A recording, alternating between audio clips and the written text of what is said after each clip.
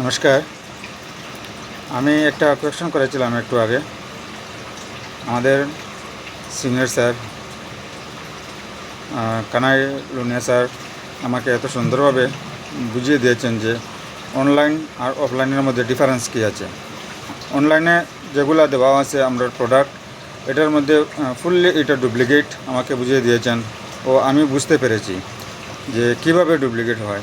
এটা স্পেলিংয়ের মাঝে ভুল থাকে, এক দুইটা স্পেলিং ভুল থাকে, সেম কালার রইব, সেম কালার রইব, কিন্তু লাস্টে গিয়া যে এলিমেন্টস আছে, এলিমেন্টসের মাঝে তারা কেন আমরা এখানে এলিমেন্টস এস লাগাই, তারা এখানে এলিমেন্টস এস নাই। 2 নম্বরে আছে গিয়া আমরা এখানে অরিজিনাল যে প্রোডাক্ট আছে এটার মধ্যে দেখি নট ফর অনলাইন সেল, তারা এখানে এটা লেখা নাই, ব্ল্যাঙ্ক লেখা আছে। Online not for online sale এটা জায়গাতে ব্ল্যাঙ্ক রাখা, তাহলে বুঝতে পারলাম যে তারা এটাতে ডুপ্লিকেট, আমরা যেটা অফলাইন হইব এটা অরিজিনাল।